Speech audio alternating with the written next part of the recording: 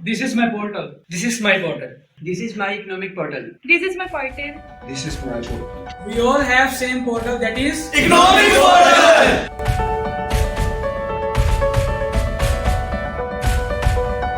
बिस्मिल्लाहिर्रहमानिर्रहीम। Money market को समझने के लिए क्लासिकल की मनी मार्केट क्या है, मनी का रोल क्या होता है और ये किस तरीके से ये चीज़ें काम करती हैं, वर्किंग करती हैं, उसको समझने के लिए सबसे जो ज़रूरी कॉन्सेप्ट है क्लासिकल का वो क्वांटिटी थ्योरी ऑफ मनी है। क्वांटिटी थ्योरी ऑफ मनी में क्या सिखाया जाता है, इसमें हमने ये सीखना है कि मनी सप्लाई का और प्राइस का आपस में डायरेक्ट रिलेशन बनता है। मुल्क में कीमतें जब भी ज्यादा होती हैं उसके पीछे मनी सप्लाई का रोल है। आप मनी सप्लाई इंक्रीज कर दें तो प्राइसेस इंक्रीज हो जाएंगी, मनी सप्लाई डिक्रीज कर दें तो प्राइसेस भी डिक्रीज हो जाएंगी। इन दोनों के दरमियान डायरेक्ट रिलेशन है।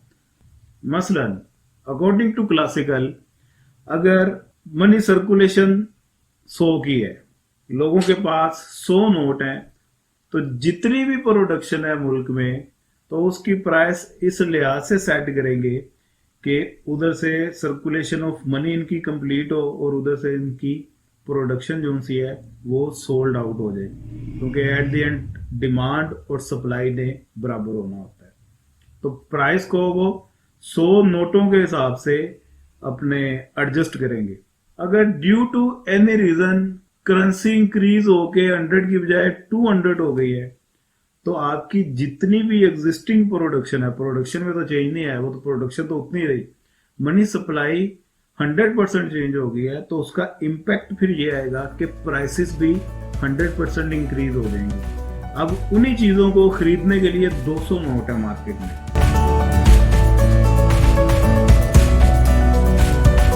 ये दोनों चीजें बता रही होती हैं किसी भी मुल्क की नेशनल इनकम को। मनी सप्लाई उसको उसकी वेलोसिटी से मल्टीप्लाई करें, ये भी आपकी नेशनल इनकम है। दूसरी तरफ प्राइस उसको आउटपुट से मल्टीप्लाई करें, ये भी आपकी नेशनल इनकम है। दोनों का रिजल्ट सेम आएगा। यहाँ पे क्लासिकल्स का मानना है किसी भी मुल्क में वेलोसिटी फिक्स होती है। एक नोट ने जितने हाथों में सर्कुलेट करना है तो वो अमाउंट सर्कुलेशन की फिक्स है। फिक्स क्यों है? क्योंकि पॉपुलेशन फिक्स है। लेफ्ट हैंड साइड में v की वैल्यू फिक्स है, राइट हैंड साइड में y की वैल्यू फिक्स होती है, आउटपुट फिक्स होती है। वो कहते हैं किसी भी इकोनॉमी में आउटपुट फिक्स क्यों होती है? क्योंकि इकोनॉमी फुल एम्प्लॉयमेंट पे ऑपरेट कर रही होती है। फुल एम्प्लॉयमेंट का मतलब कि जितने भी उसके रिसोर्सेज हैं वो फुली यूटिलाइज होकर प्रोडक्शन दे रहे हैं। तो फुली अगर यूटिलाइज हो रहे हैं, आउटपुट पहले ही अपने मैक्सिमम लेवल पे है, तो मैक्सिमम लेवल पे है, इसका मतलब फिर ये हुआ कि आउटपुट फिक्स है, वो उससे मजीद इंक्रीज नहीं कर सकती, और अगर हमेशा फुल एम्प्लॉयमेंट है तो डिक्रीज भी नहीं हो सकती आउटपुट। तो आउटपुट भी फिक्स, राइट हैंड साइड में y की value fix, left hand side में v की वैल्यू फिक्स। अगर y भी फिक्स, इनके ऊपर मैंने बार लगा दी, बार डिनोट कर रहा है v भी वेरिएबल फिक्स है और y वेरिएबल भी फिक्स है। ये दोनों वेरिएबल अगर फिक्स हैं तो हमारे पास पीछे दो वेरिएबल बचे m और p। इन दोनों का फिर डायरेक्ट रिलेशनशिप है, क्योंकि m मनी सप्लाई इक्वल होगी प्राइस के। मनी सप्लाई आप इंक्रीज कर दें तो प्राइस भी इंक्रीज हो जाएगी, या मनी सप्लाई आप डिक्रीज कर दें प्राइस भी डिक्रीज हो जाएगी। अब मैं इसको समझाता हूं with the help of a diagram. X axis में मेजर की हमने प्राइस, वाई एक्सिस पे मेजर किया हमने आउटपुट को, आउटपुट प्राइस। आप आउटपुट एक्स एक्सिस पे भी मेजर कर सकते हैं, प्राइस को वाई एक्सिस पे भी measure. M V curve, money supply उसकी वेलोसिटी से मल्टीप्लाई करें, ये नेगेटिव स्लोप है। नेगेटिव स्लोप का मतलब कि प्राइस इंक्रीज अगर होती है तो इसका आउटपुट पे नेगेटिव रिलेशन पड़ता है। प्राइस इंक्रीज होगी तो कंज्यूमर डिमांड कम करेंगे, कंज्यूमर डिमांड कम करेंगे तो प्रोडक्शन कम होगी, आउटपुट आपकी नीचे आएगी। सिमिलरली प्राइस अगर डिक्रीज होगी तो आउटपुट आपकी इंक्रीज हो जाएगी। M V money supply curve, ये नेगेटिव स्लोप है इसकी। किसी एक पर्टिकुलर पॉइंट से हमने इकोनॉमी को स्टार्ट करना है, तो रैंडमली फर्ज कर लिया मैंने कि इस वक्त आपके मुल्क में P1 लेवल पे प्राइस है, P1 लेवल पे प्राइस और आउटपुट आपकी वाई स्टैरिक पे है। स्टैरिक मैंने लगा दिया, ये फुल एम्प्लॉयमेंट की आउटपुट है। आउटपुट इतनी, प्राइस इतनी, और इन दोनों का कॉम्बिनेशन ये शो कर रहा है पॉइंट ए, ये कोऑर्डिनेट है आउटपुट और प्राइस का। बेसिक इक्विलिब्रियम आ गया आपकी इकोनॉमी का ए पॉइंट पे।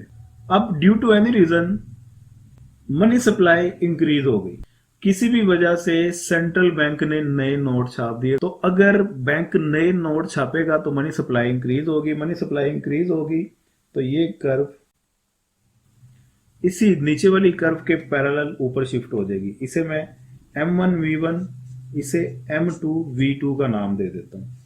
तो ये कर्व ऊपर शिफ्ट हो गई, ये डिनोट कर रही है मनी सप्लाई इंक्रीज हुई, क्योंकि V की वैल्यू तो फिक्स है, वेलोसिटी फिक्स है। अगर V फिक्स है, मनी सप्लाई इंक्रीज हुई, ये कर्व ऊपर शिफ्ट हो गई। वैसे V इंक्रीज होने की वजह से भी ये कर्व ऊपर शिफ्ट हो जाती है।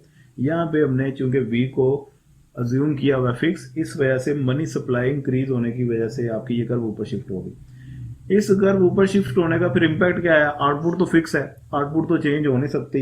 इसी के पैरेलल सामने पॉइंट बन जाएगा बी। इस बी पॉइंट ने क्या दिखाया? आउटपुट तो सेम रही मनी सप्लाई इंक्रीज होने के बावजूद भी, लेकिन क्यों? फिर प्राइस ज्यादा होगी कि नहीं? प्राइस इंक्रीज हो गई।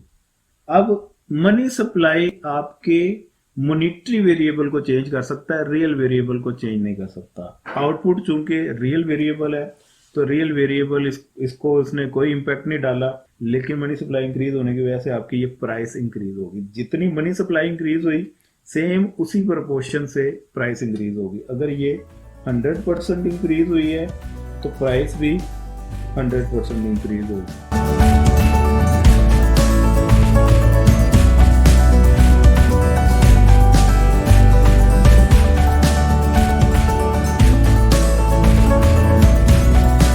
ये थ्योरी है जी, इसे कहते हैं क्वांटिटी थ्योरी ऑफ मनी। उम्मीद है ये कॉन्सेप्ट आपको समझ में लग गया होगा। पाकिस्तान जिंदाबाद।